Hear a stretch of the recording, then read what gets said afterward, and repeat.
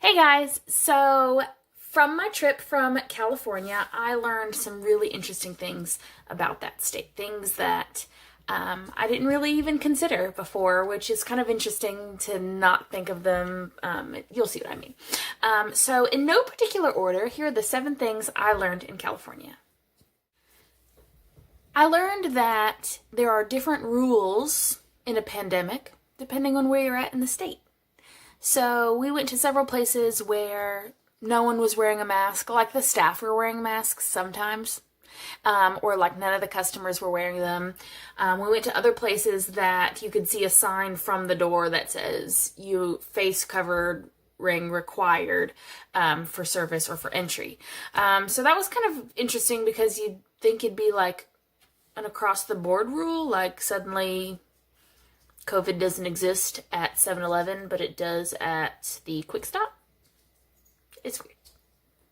I also learned that there are a vast variety of landscapes in California. And then they arise quickly. Like, I know it's a huge state. I get it. Okay. However, in like a day's time, you can go from the beach to a desert to the mountains, to a rainforest, to a deciduous forest, to a metropolis, to a marshland, to farmland. It was crazy. It was really crazy. Like nothing like I had ever seen before. And along those same lines of landscape and ecosystem changes throughout the state, the temperature change from going to one environment to another was drastic and obvious. So, and again, in a short amount of time. So we would go kind of inland towards like LA, and it would be hot, like 90 degrees. And then 30 minutes later, we would be on the beach and it was 65. It was like, what? It's like in 30 minutes, even in like California, in 30 minutes, you don't actually travel very far. We're talking about like a few miles here. And it was crazy town how quickly the temperature changed and how drastically it would change. It was like nutso. Another thing that never really occurred to me, and I don't know why, it's like once you see things in your travels and they strike you as interesting and odd, you're like, well, why am I surprised by that? But it is. It's just things catch you off guard that you don't normally associate, like with California. For instance, we drove past extensive, massive, huge amounts of farmland. Like, if you didn't know you were in California, you could have easily been here in Arkansas. Easily. Besides, upon a closer look, the types of things that they were growing. They had artichoke farms and strawberry farms as far as the eye could see. And then they had cattle and horses and it just never occurred to me that there could be such an agricultural environment in California. I just think that everyone, myself included, associates California with Hollywood, and though I do know that there's places in like northern California, where the redwoods grow and the sequoias and everything like that, it's a bit different, but I just didn't expect to see so much farmland there in central California. It was pretty interesting. Speaking of things growing in California, let's take a moment and talk about succulents, okay? So, a succulent is a cute little guy like this. Look how cute he is. He's just a little house plant. He's so cute. I just love him. It's a cute little plant. In California, those things grow like huge. Huge. Like as big as me. Taller than me. And all over the place. And just outside in the environment. Not like a tiny little house plant I have to nurture so you don't die and be very delicate with. No, this thing's just growing everywhere, all the time. And they're so beautiful. Like, I'd seen succulents that, one, I didn't even know were succulents. I just thought it was like grass or some other kind of flower. And then I got close and felt it and I was like, holy crap, this is a succulent. Or black succulents. Like, I didn't even know a plant could be black. Like, I mean, I'm not like a plantist or anything, but I was just surprised to see a black plant.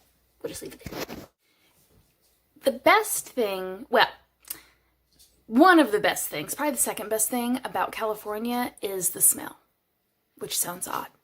But I don't know if it's all year or if it was just now because it's springtime, but there are flowers everywhere. It is just a beautifully landscaped area. I guess it's because like not a lot of like regular grass. Like hardly anyone had like a lawn. Not very many people that I saw. If they did, they were in like backyard neighborhoods, but there certainly weren't any front lawns that I saw. And so what people would do is they would have these beautiful, beautiful flowers and succulents and all kinds of beautiful plants growing. And even in like the drive-thrus were like beautiful, and they smelled so good. There was so much jasmine blooming and big, beautiful roses just smelling up the joint. It was fantastic. It was just wonderful. Okay, so this is probably my favorite thing about California, that a lot of people don't consider when they go places, I think. Probably because, like, I'm a vegetarian. So when you live in a small town in Arkansas, you have limited choices of where you can go out to eat. And then when you do go to those places, there's only like one thing on the menu, and you get the same thing every time you go. So there's one of two places. It's lame. In California, not only are there countless dedicated vegetarian restaurants, like almost every restaurant has like 4 or 5 options on the menu that are already vegetarian. Like, it is so exciting to not have to special order my food. Like, I know that sounds like a first world problem, and it is, honestly, really, let's be real. But it's like, I should be able to order a salad without meat. Like, it should just already be on the menu with no meat on a salad. At least one. But in, like, California, like, there's so many options. Like, I spent 2 weeks there, and we ate at vegetarian restaurants the entire time. I think we maybe went to, like, 1 or 2, maybe 3 places that weren't, like, dedicated vegetarian restaurants. But all the other ones were. And they weren't even hard to find. It's like they were just like a block away. It was crazy. I really, really love that about traveling.